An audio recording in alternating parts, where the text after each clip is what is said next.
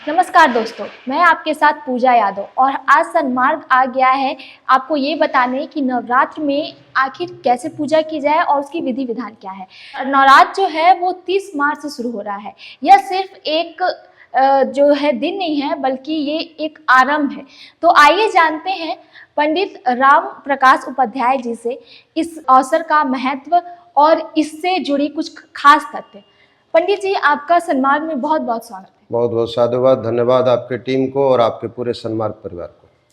तो पंडित जी, सबसे पहले आप ये बताइए कि सनातन धर्म में नए वर्ष की शुरुआत कब से होती है?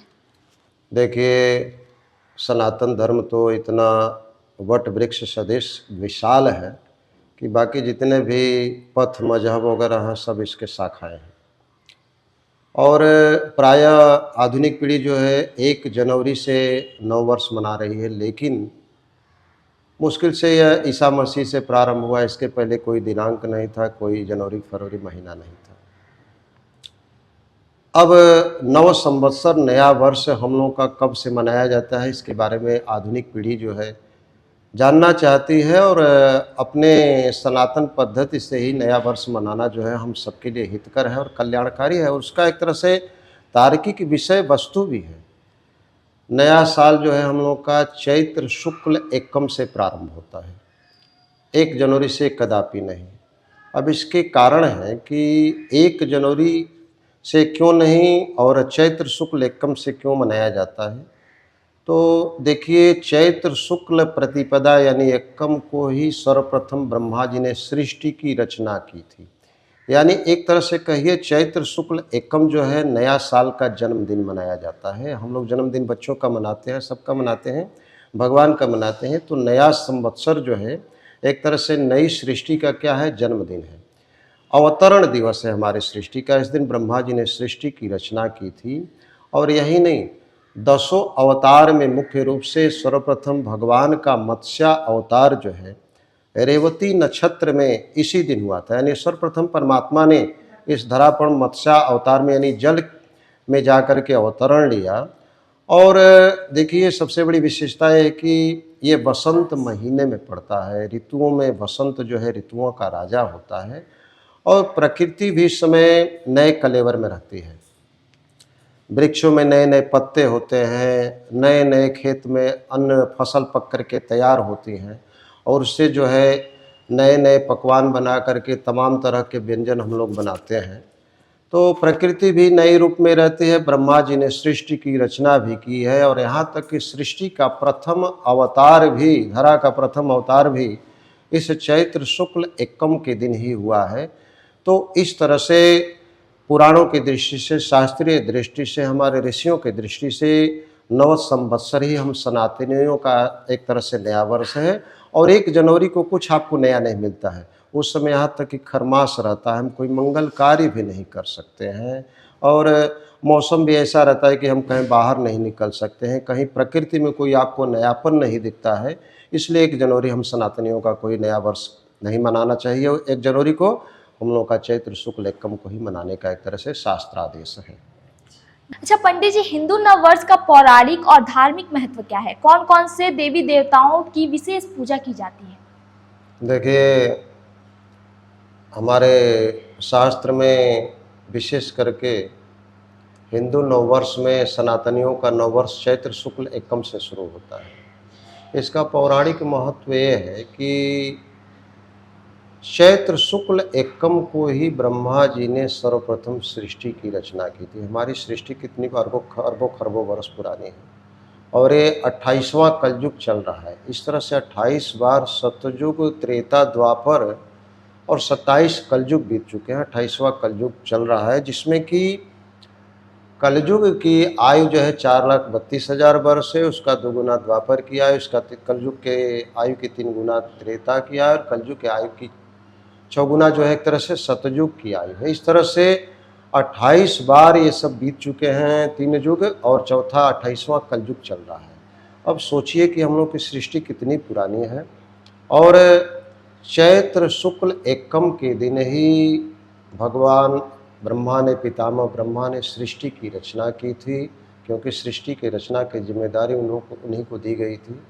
और सृष्टि उसी दिन एक तरह से अस्तित्व में आई। और इसके अलावा परमात्मा के 10 अवतरण में मत्स्य रूप में परमात्मा का, भगवान का, विष्णु का अवतरण जो मत्स्यावतार है, इसी दिन रेवती नक्षत्र में हुआ था।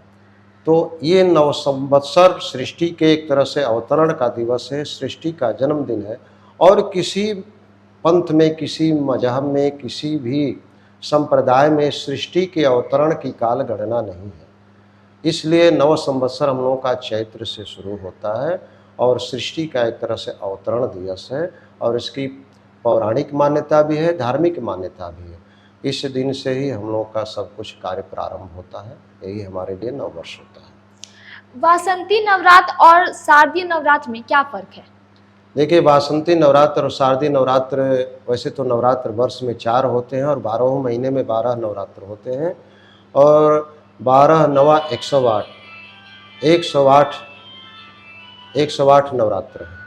लेकिन मुख्य रूप से 4 नवरात्र हैं और उसमें भी 2 गुप्त नवरात्र हैं। आषाढ़ और आपके माघ महीने के जो शुक्ल पक्ष में नवरात्र आती है, गुप्त नवरात्र है, तांत्रिकों का नवरात्र है।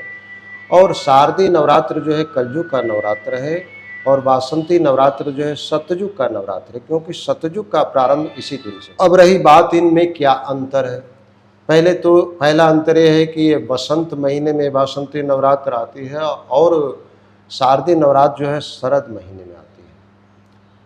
वसंत ऋतु के नवरात्र में सूर्य जो है मेष राशि पर रहता है या मीन राशि पर रहता है। उच्च का सूर्य होता है या मित्र के घर में होता है। और तुला के समय सूर्य नीच का हो जाता है, शक्तिहीन रहता है। दूसरी बात यह है, जबकि दोनों समय में ही मौसम एक जैसा रहता है। तीसरी बात यह है कि इस समय जो है प्रकृति नए कलेवर में रहती है और शारदीय नवरात्र में प्रकृति में कोई बदलाव आपको देखने को नहीं मिलता है। चौथी बात यह है कि वासंती नवरात्र में प्रथम दिन से ही माँ का आगमन हो जाता है, बल्कि इस साल माँ का आगमन हाथी पर हो रहा है। रविवार के दिन कलश स्थापना हो रही, इसलिए माँ इस साल हाथी पर चैत्र नवरात्र में आ रही है। और इसका फल भी होता है कि वर्षा अधिक होनी चाहिए। रविवार के दिन हाथी पर जब माँ आती है तो वर्षा अधिक होती है इस वर्ष। तो माँ के आगमन के बाद ठीक रामनवमी के दिन जो है भगवान राम का प्रकट होता है। लेकिन शारदीय नवरात्र में होता क्या है कि उस समय भगवान राम बड़े होकर के अपने युवावस्था में अपने संकल्प को पूरा करने के लिए कि किस कार्य हेतु उन्होंने धरा पर अवतरण लिया है, उस संकल्प को पूरा करने के लिए माँ शक्ति की उपासना करते हैं और माँ शक्ति से शक्ति प्राप्त करके रावण का वध करते हैं, असुरों का वध करते हैं। तो सबसे बड़ा तो अंतर यह है कि एक में माँ के आगमन के बाद उनके पुत्र का एक तरह से आगमन होता है और दूसरी में जो है माँ की उपासना करते हैं, माँ के उपासना के लायक भगवान राम हो जाते हैं। तो यही सब बहुत सारे अंतर हैं।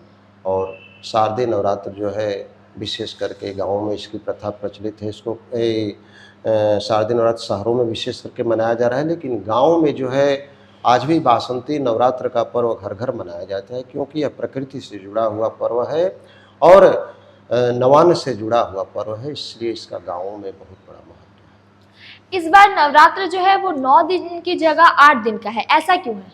देखिए, ये ज्योतिष का विषय है और ज्योतिष में विशेष करके पंचांग शब्द जो है तिथि, वार, नक्षत्र, योग और करण, 5 मिलकर के पंचांग का निर्माण करते हैं। जबकि इसके पूर्व में विशेष करके हम लोग जो 9 संवत्सर निर्धारित करते थे, वैदिक काल में ये 5 अंग नहीं थे। वैदिक काल में 5 महीने थे, बृहस्पति मास, सौर मास, चंद्र मास, नक्षत्र मास और सावन मास। ये 5 मास मिल करके पंचांग कहलाते थे। और बृहस्पति का एक राशि से दूसरे राशि तक पहुंचने में जो समय लगता है वही संवत्सर कहलाता है। बृहस्पति के भोगांश से ही हम लोग इसका निर्णय करते हैं। तो एक तिथि जो है 12 अंश की होती है। सूर्य चंद्रमा के बीच में जो 12 अंश का समय होता है। सामान्यतः वह एक तिथि कहलाती है और 30 तिथियों को मिलाकर के 12 गुणित 30 बराबर 360 अंश होता है। इसी में एक तरह से कभी तिथियों का एक तरह से घटना बढ़ना, 12 अंश से कम हो जाना जो होता है वही तिथि क्षय कहलाता है। तो इस वर्ष नवरात्र में चतुर्थी तिथि जो है सूर्योदय के बाद तक रह रही है, उसके बाद पंचमी तिथि आ रही है और वो पंचमी तिथि अगले दिन सूर्योदय को स्पर्श नहीं कर रही है।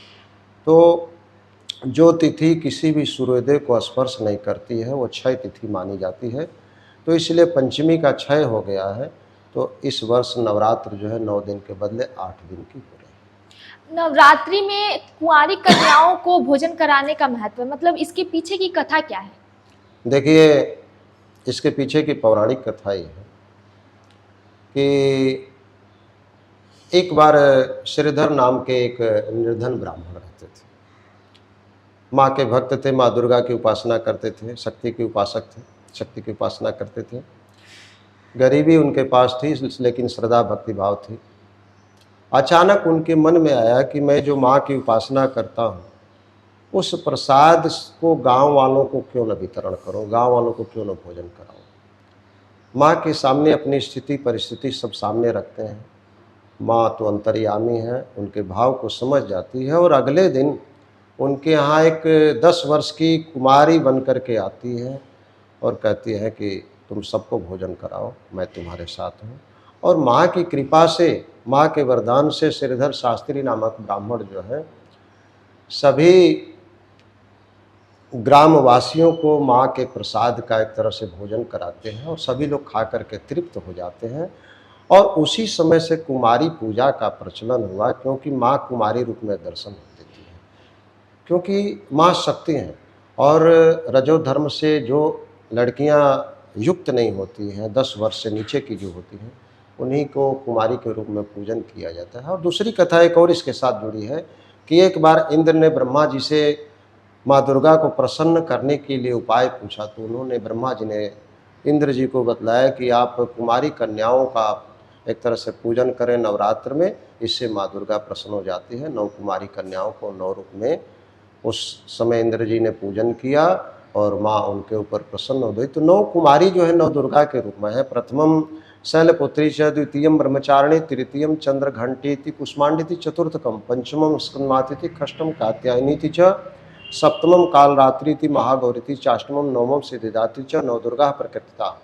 ये 9 देवियों के रूप है और उन 9 कुमारी कन्याओं में 9 दुर्गाओं का हम लोग एक तरह से दर्शन करते हैं और उनका पूजन पाठ करके उन्हें इसके बाद भोजन करा करके उन्हें दक्षिणा, वस्त्र आदि उपहार स्वरूप देते हैं और उनसे अपने जीवन में मंगल कामना के लिए हम लोग आशीर्वाद मांगते हैं। और इस तरह से 9 कुमारी कन्याओं का पूजन करके हम इस व्रत का समापन करते हैं। नवरात्र के समय जो लोग उपवास करते हैं उन्हें किस तरह का भोजन करना चाहिए? मान लीजिए किसी को शुगर है या फिर शारीरिक समस्याएं हैं, तो उनके लिए आप क्या, मतलब वो क्या खा सकते हैं? देखिए, उपवास शब्द उप माने निकट होता है, वास माने निवास करना। उपवास का मतलब ही हो जाता है कि अपने आहार विहार का शुद्धिकरण करना। यदि हम देवताओं के निकट हैं तो निश्चित रूप से देवताओं के जैसे हमें आचरण करना होगा। जो आचरण देवताओं को पसंद है वह आचरण हमें अपनाना होगा। हमारे शास्त्रों में व्रत के कई विधान दिए गए हैं। एक भुक्त व्रत है, नक्त व्रत है, उपवास है, अयाचक व्रत है। तो जिसकी जितनी क्षमता हो उस प्रकार से वो अपना व्रत कर सकता है। लेकिन साधारणतया हम लोग सुबह कम से कम व्रत रहें और माँ का पूजन पाठ करके, नवरात्र में दुर्गा जी का पाठ वगैरह करके फलाहार करें और कम से कम सूर्यास्त के बाद ही एक अन्य शाकाहारी व्यंजन कुछ न कुछ ग्रहण करें, क्योंकि विशेष करके तामसी भोजन इसमें नहीं करना चाहिए। किसी भी साधना उपासना काल में तामसी भोजन वर्जित है, क्योंकि उससे साधना भंग होने का भय रहता है। तो एक समय में रात्रि वेला में हम सात्विक भोजन ग्रहण करें, दूध रोटी वगैरह कुछ भी ले सकते हैं और फिर अगले दिन वही क्रम रखें। कुछ लोग तो क्या करते हैं कि नवरात्रि पर्यंत उपवास रहते हैं और फल, शाक, कंदमूल वगैरह ले करके, दूध दही वगैरह ले करके ही 9 दिन तक उपवास रख करके दशमी के दिन ही पारणा करते हैं। इस तरह से आचरण करें तो निश्चित रूप से माँ की कृपा बनी रहेगी। लेकिन आपने पूछा कि यदि कोई रोगी हो, कोई शरीर से अस्वस्थ हो, अगर वो व्रत करने का इच्छुक हो तो उसके लिए हम लोग क्या करें?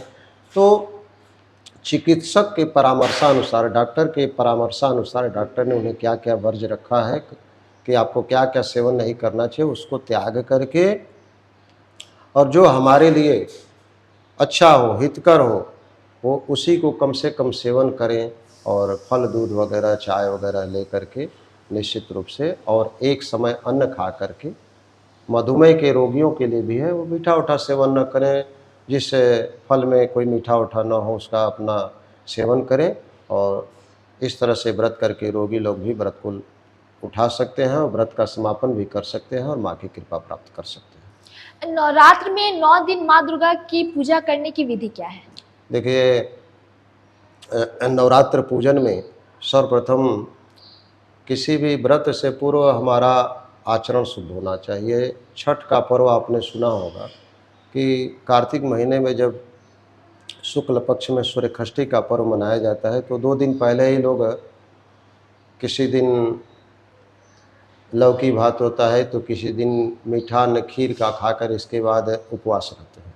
उसी तरह से नवरात्र से 1-2 दिन पूर्व ही हम सभी अपने क्षौर कर्मादि से निवृत्त हो करके, आहार विहार को शुद्ध करके, इसके बाद नवरात्रि के प्रथम दिन कलश स्थापना करके, कलश के नीचे जौ वगैरह बो करके, घी का दीपक जलाना यदि है तो माँ के दाहिनी तरफ, तेल का दीपक जलाना है तो माँ के बाएं तरफ जला करके गौरी, गणेश, कलश, गुरु, नवग्रह, षोडश मातृकाओं का स्थापना करके वरुण आदि का पूजन करें, अंत में माँ का पूजन करें। पूजन के बाद पाठ का नंबर आता है, तो यदि हम स्वयं सक्षम हो तो स्वयं पाठ कर सकते हैं, और यदि स्वयं सक्षम न हो तो आचार्य से भी पाठ कराते हैं, क्योंकि नवरात्र में दुर्गा सप्तशती के पाठ का एक बहुत बड़ा महत्व है। दुर्गा सप्तशती मार्कंडेय पुराण से लिया गया है और इसमें 700 श्लोक हैं, इसलिए इसका नाम सप्तशती पड़ा है। और इसमें सबसे साधारण पाठ है, खडंग पाठ का विधान बतलाया गया है, जिसमें कवच, अर्गला, कीलक और तीनों रहस्य आता है। तो सर्वप्रथम पुस्तक पूजन करके, कवच, अर्गला, कीलक का पाठ करके, इसके बाद नवार्ण मंत्र का जप करके, इसके बाद देवी सूक्त वगैरह का जप करके, अथर्वशीर्ष का पाठ करके, इसके बाद 13वां अध्याय का पाठ करके, फिर नवार्ण का जप करके, तीनों रहस्य का पाठ करके, सिद्ध कुंजिका पाठ करके, इसके बाद अंत में माँ के सामने आरती वगैरह करके हमको इस पाठ का समापन करना चाहिए, और फिर शाम के समय में आरती वगैरह करना चाहिए। ये तो एक साधारण पाठ की विधि हो गई। कुछ लोग सक्षम नहीं होते तो सप्तश्लोकी दुर्गा का ही पाठ कर लेते हैं। कुछ लोग यदि सक्षम होते हैं तो संपुट पाठ कराते हैं। संपुट पाठ में होता क्या है कि 700 श्लोक के बदले 2100 श्लोक हो जाते हैं। किसी भी एक विशिष्ट कामना परक श्लोक से दुर्गा सप्तशती के 700 श्लोकों को आगे पीछे बंद कर देना संपुट कहलाता है। तो इस तरह से 7 या 2100 श्लोकों का पाठ हो जाता है। इसमें लंबा समय लगता है, तो इस तरह से भी पाठ होता है। कुछ लोग जो है शतचंडी करते हैं, 108 पाठ करते हैं। कुछ लोग सहस्त्र चंडी पाठ भी कराते हैं ब्राह्मणों से। कुछ लोग लक्ष्य चंडी पाठ का भी आयोजन रखते हैं।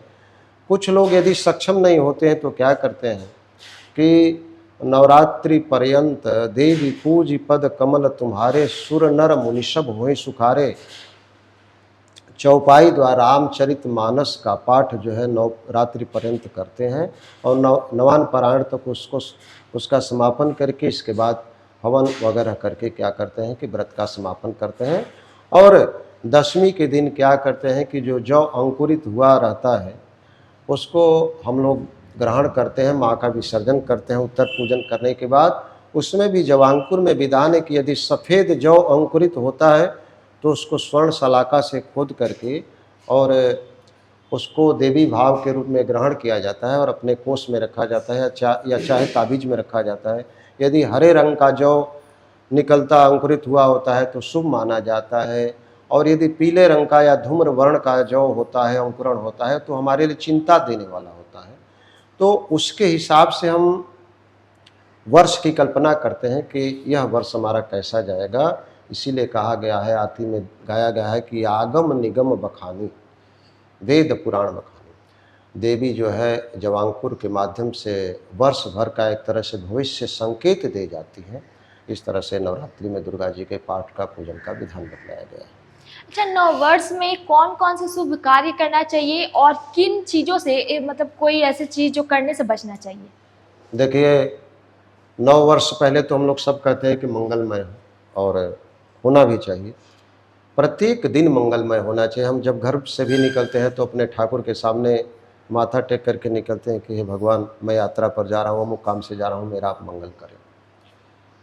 तो 9 वर्ष हमारे लिए क्या करता है कि एक तरह से हमारे एक वर्ष का वह श्री गणेश का दिन होता है, और उस दिन हमें ऐसे कुविचारों से बचना होगा, हम ऐसे आहार विहार का एक तरह से अनुसरण न करें जो हमारे लिए इस वर्ष पर्यंत दुखदायी हो। हमने अभी कहा कि 9 संवत्सर मनाने में नीम की पत्तियों का सेवन किया जाता है। नीम की पत्तियाँ, जीरा, हींग और मधु तथा चने का दाल मिला करके 9 संवत्सर के दिन सेवन किया जाता है। इससे क्या होता है कि वर्ष पर्यंत कोई व्याधि नहीं होती है, रक्त विकार नहीं होता है, और उस दिन पंचांग का हम लोग श्रवण करते हैं। तो अब सोचिए कि उस एक दिन के उस प्रसाद स्वरूप औषधि का सेवन करने से हम वर्ष पर्यंत ठीक रहते हैं। अगर उस दिन हम कोई गलत आहार लेते हैं तो निश्चित रूप से हमारे लिए शारीरिक दृष्टि से भी ठीक नहीं रहेगा।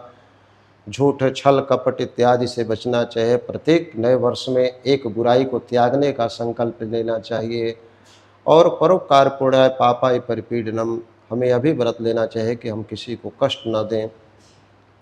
सपने नहीं देखूं पर दोषा। नवधा भक्ति में भगवान रामचरितमानस में लिखा गया है, तुलसीदास जी ने लिखा है कि सपने में भी किसी का हम दोष न देखें, अपने से पूज्य जनों का आदर करें, हमारे जीवन में कोई ऐसा आचरण न हो जिससे किसी को कष्ट हो।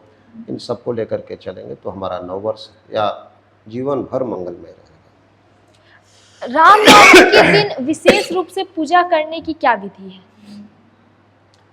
राम सब में रमे हुए हैं, और परमात्मा तो शिशु बनने के लिए तैयार है, लेकिन कोई कौशल्या या दशरथ बनने के लिए तैयार नहीं है। अगर आज कौशल्या दशरथ बनने के लिए कोई तैयार हो जाए तो रामकृष्ण हमारे लिए पधारने के लिए तैयार है। हमारे जीवन में राम और कृष्ण दो ऐसे मर्यादा पुरुषोत्तम या परमात्मा, जो कुछ भी उनको आप माने, कुछ भी कहेंगे, सूर्य को दीपक दिखाने के समान होगा। भगवान राम को मर्यादा पुरुषोत्तम कहा गया और उनको लीला पुरुषोत्तम कहा गया। इन दोनों का आचरण हम सबके लिए अनुकरणीय है। इनके द्वारा 2 ग्रंथ है, एक रामचरितमानस है राम के द्वारा या राम से संबंधित है, तो कृष्ण से संबंधित श्रीमद् भगवत गीता है। रामचरितमानस हमें संसार में जीना सिखाती है, तो कृष्ण की गीता जो है हमें संसार से जाना सिखाती है, और ये दोनों अमर ग्रंथ हैं। तो इन दोनों का आचरण हमारे लिए सदैव अनुकरणीय है। हम रामचरितमानस पढ़ते हैं लेकिन अपने जीवन में उसका अनुकरण नहीं करते हैं। इसीलिए राम में और हम में अंतर हो जाता है। हम राम राज्य की कल्पना करते हैं, लेकिन अगर समय मिलता है तो ट्रेन से बल्ब या पंखा खोल करके घर ले जाते हैं और कहते हैं कि मोदी जी या ममता बनर्जी हमारे लिए राम राज्य नहीं लाए। तो निश्चित रूप से राम राज्य अगर हमको चाहिए तो प्रजा भी वैसी होनी चाहिए। लेकिन यहाँ विषय वस्तु पर भगवान राम का अवतरण रामनवमी के दिन मध्याह्न काल में पुनर्वसु नक्षत्र में हुआ है, अभिजीत मुहूर्त में हुआ है। अभिजीत मुहूर्त को हम लोग विजय मुहूर्त बोलते हैं।